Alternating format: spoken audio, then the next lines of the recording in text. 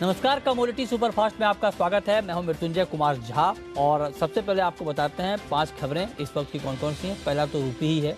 रुपया आज भी इंट्राडे में 78 रुपये 97 पैसे की रिकॉर्ड लो को टच किया। इस महीने करीब 1.5% कमज़ोर हुआ है रुपया। तेज़ गिरावट रुपये में हमने देखी है। और जिस तरह से क्रूड के दाम बढ़े हैं, विदेशी निवेशकों की बिकवाली बढ़ी है, इससे रुपया लगातार कमज़ोर होता जा रहा है। इसके अलावा सोने में अगर हम देखें तो एक रेंज का ही ट्रेड है। ये यूँ कहें कि गोल्ड का मार्केट नीचे ही आया है। MCX पर गोल्ड इस वक्त दबाव में ट्रेड कर रहा है। करीब 23 रुपये नीचे है, 50,800 के नीचे। कमज़ोर रुपए के बावजूद गोल्ड में बहुत तेज़ी नहीं है, तो ये एक रीज़न है। इसके अलावा मार्केट में अगर हम देखें तो में चौतरफा कम है। मेटल के दाम टूटे हैं, वहाँ पर डिमांड घटने की आशंका लगातार बनी हुई है। तो ये तमाम डेवलपमेंट हैं जिससे कीमतों के ऊपर इम्पैक्ट पड़ रहा है। लेकिन सवाल ये है कि अब आपको आज के लिए ट्रेड क्या करना है। अमित सजेजा इस वक्त हमारे साथ जुड़ रहे हैं मोतीलाल ओसवाल के। अमित जी, बहुत स्वागत है आपका। शुरुआत गोल्ड से। गोल्ड में क्या किया जाए? बहुत ही रेंज, बहुत ही दबाव का मार्केट है, क्या ट्रेड लिया जाए गोल्ड में?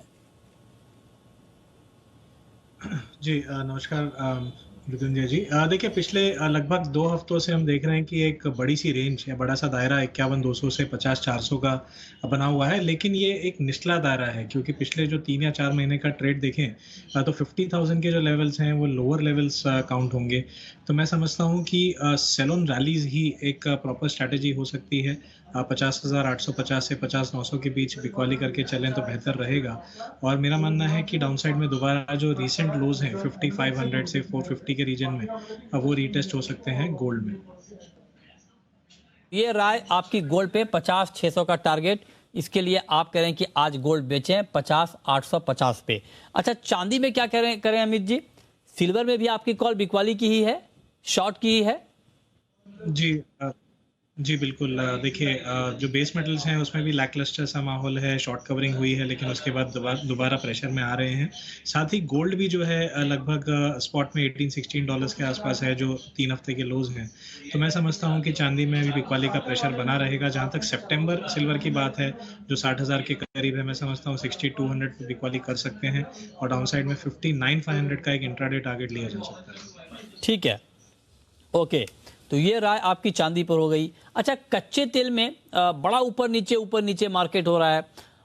अभी देखिए एक बार फिर से ब्रेंट 118 के ऊपर आ गया है, नाइमेक्स 112 के ऊपर, MCX पर भी रिकवरी है, 55 रुपए तेज है। क्या किया जाए कच्चे तेल में?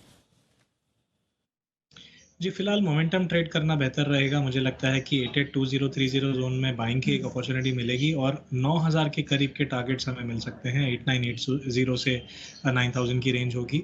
शॉर्ट टर्म मोमेंटम और बायस ऊपर है, लेकिन मैं एक कॉशन ज़रूर देना चाहूँगा कि 9100 से ज़्यादा ऊपर जाता हुआ मुझे क्रूड ऑयल नहीं दिखता।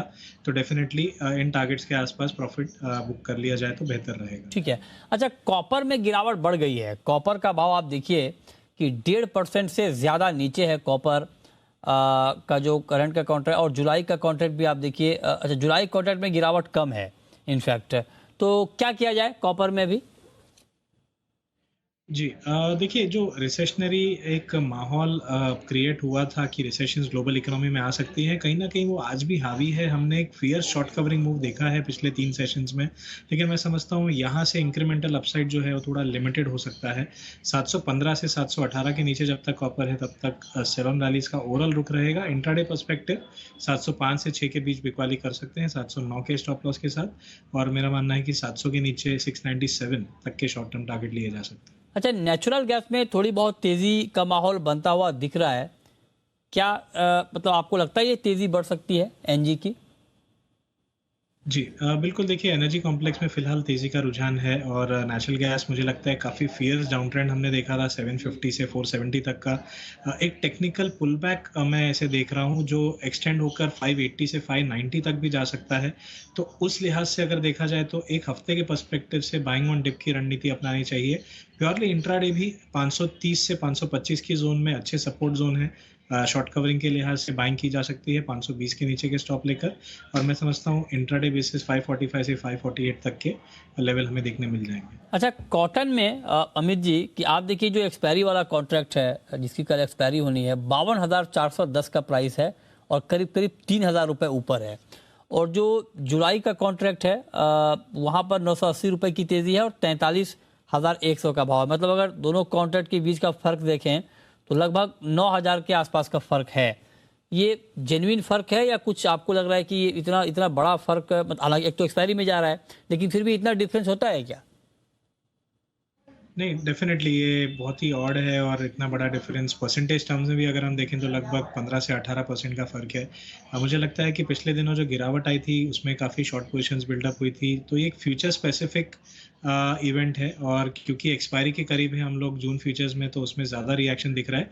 एक्चुअल ट्रेंड अगर अंतर्राष्ट्रीय बाजार में अगर हम देखें तो फिलहाल ऊपरी स्तरों से गिरावट का है, तो जुलाई फ्यूचर्स उसे बराबर से रिफ्लेक्ट कर रहा है। तो मैं समझता हूँ कि जुलाई फ्यूचर्स जो है वो एक एक्यूरेट पिक्चर डिपिक्ट कर रहा है फिलहाल। ठीक है, ओके। तो ये राय आपकी हो गई कॉटन के ऊपर। आखिरी सवाल ग्वार के ऊपर। ग्वार में आप क्या यहाँ से? जी, देखिए पिछले हफ्ते 10,000 के नीचे के लेवल्स की बात हुई थी, अब वो भी क्योंकि गौर गम में हासिल हो चुका है। मैं समझता हूँ कि यहाँ से डाउनसाइड जो होगा ओवरऑल लिमिटेड है, हालांकि फिलहाल दबाव अभी बना हुआ है, लेकिन मैं समझता हूँ यहाँ से 2 से 2.5% के बाद एक बार बॉटमिंग आउट प्रोसेस कहीं ना कहीं शुरू हो जाएगा।